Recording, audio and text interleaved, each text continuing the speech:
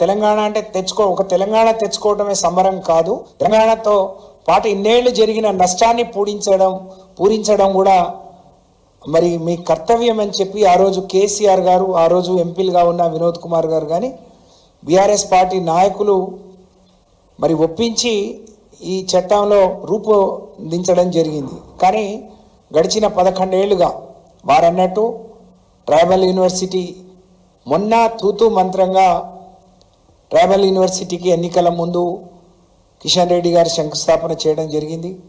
మొన్ననే కాజీపేట వారన్నట్టు ఇచ్చిన బడ్జెట్ వేరే దానికి, కానీ చెప్పడం మాత్రం కోచ్ ఫ్యాక్టరీ అని చెప్తున్నారు. ఇంకోవైపు బయ్యారం ఉక్కు పరిశ్రమ ఇస్తా అని చెప్పి దానికి ఈ రోజు వరకు కూడా అతి గతి లేదు. అలాగే దానితో పాటు దేశవ్యాప్తంగా వచ్చిన అనేక ఇన్స్టిట్యూషన్స్కి ఎక్కడొచ్చినా తెలంగాణకు మాత్రం ఒక్కటి ఇవ్వకుండా రిక్త హస్తాన్ని చూపించిన ఘనత నరేంద్ర మోడీ గారి ప్రభుత్వాన్ని, ఈ నిర్మలా సీతారామన్ గారిది అనే విషయాన్ని నేను ఈ సందర్భంగా తెలియజేస్తా ఉన్నా.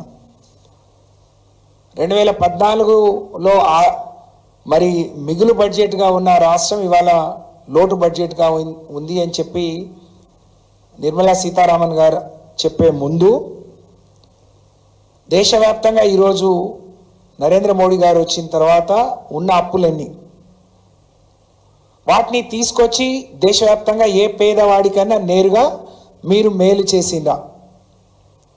కేసీఆర్ గారు తెచ్చిన అప్పులు ఎలాంటి వారన్నట్టు ఎలాంటి ప్రాజెక్టులు కట్టారు, ఎలాంటి ఇన్ఫ్రాస్ట్రక్చర్ డెవలప్ చేశారు, ఏ విధంగా పేదవాడికి రైతాంగానికి ఆదుకోవటానికి మరి కృషి చేసింది అనేది మా దగ్గర అన్ని ఆధారాలు ఉన్నాయి, వాస్తవాలు ఉన్నాయి. వాటిని చూడకుండా, వాటిని గమనించకుండా వాళ్ళ అధికారం కోసం ఎన్నికలు వచ్చే రాష్ట్రాలకు ఒక విధంగా, వాళ్ళ అధికారంలో ఉన్న రాష్ట్రాలకు ఒక విధంగా, ప్రధాని అన్న కేంద్ర ప్రభుత్వం అన్న ఒక పెద్దన్న పాత్ర పోషించాలి, అన్ని రాష్ట్రాలని సమానంగా చూడాలి. అది పక్కన పెట్టేసి మీరు ఒక దురుద్దేశంతో మీ రాజకీయ లాభం కోసం, లబ్ధి కోసం తప్ప మీరు దేశవ్యాప్తంగా ప్రజలకు, పేదవాళ్లకు నేరుగా చేసింది శూన్యమనే విషయాన్ని ఒకసారి గమనంలోకి పెట్టుకొని ఒకళ్ళని విమర్శించే ముందు వాళ్ళేం చేశారో గుర్తు చేసుకుంటే మంచిది అని చెప్పి నేను ఈ సందర్భంగా తెలియజేస్తా ఉన్నాను. వినోద్ కుమార్ గారు అన్నట్టు నిర్మలా సీతారామన్ గారు వస్తే ఒక ఆసిఫాబాద్, ఆదిలాబాద్ని చూడాలి, ఒక ములుగును చూడాలి, ఒక కొత్తగూడెంని చూడాలి. ఒకప్పుడు పిఎస్సీలు కూడా లేని ఏటూరు నాగం లాంటి ప్రాంతాల్లో ఇవాళ సిఎస్సీలు ఉన్నాయి. ములుగు లాంటి చిన్న జిల్లాలకు కూడా ఇవాళ మెడికల్ కాలేజ్ వచ్చింది. వారన్నట్టు ఒక కుగ్రామమైన భూపాల్పల్లి ఇవాళ జిల్లా కేంద్రమైంది. బ్రహ్మాండంగా మెడికల్ కాలేజ్ వచ్చింది, కలెక్టరేట్ వచ్చింది, ఎస్పీ కార్యాలయం వచ్చింది. నాకు తెలిసి నేను ఇన్ఛార్జి మంత్రిగా ఉండి ఒక భూపాల్పల్లికే 5 నుంచి 10,000 కోట్లు మేము ఖర్చు పెట్టగలిగాం. అది చాలా గర్వంగా చెప్తాం. నువ్వు వచ్చి రేషన్ షాపులు చూడటం కాదు నిర్మలా సీతారామన్ గారు, రేషన్ షాప్లో నరేంద్ర మోడీ ఫోటో ఏదని అడగటం కాదు, రాష్ట్రమంతా తిరిగి చూడు, మారుమూల గిరిజన ప్రాంతాలు చూడు.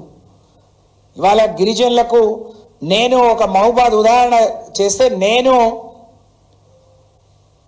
మరి కేసీఆర్ గారు రాకముందు మాన్కోట్లో ఉన్న డాక్టర్ల సంఖ్య 14 మంది, మహబూబాద్ ఏరియా హాస్పిటల్లో డాక్టర్ల సంఖ్య 14 మంది, ఇవాళ 150 మంది.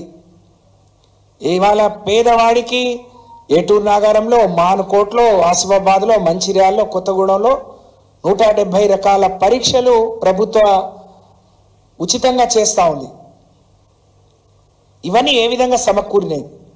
ఒకప్పుడు తెలంగాణ రాకముందు 60 లక్షల మెట్రిక్ టన్నులు పండిన వరి 3 కోట్ల మెట్రిక్ టన్నులు పండింది. అది ఏ విధంగా సాధ్యమైంది అనేది నువ్వు ఆలోచించి మాట్లాడితే బాగుండేది అని చెప్పి నేను తెలియజేస్తా ఉన్నాను. ఇవాళ అభివృద్ధి అంటే కేవలం నేషనల్ హైవేలు లేకపోతే మీ పోర్ట్లకు అనుసంధానం చేసే రోడ్లు మాత్రమే కాదు, అవి ఉండాలి. వాటితో పాటు పేదవాళ్ళు దాని ద్వారా పేదవాళ్లకు ఒనగూరింది ఏంటి, ఒరిగింది ఏంటి అనేది కూడా చూడాల్సిన అవసరం ఉంది అని చెప్పి నేను ఈ సందర్భంగా తెలియజేస్తూ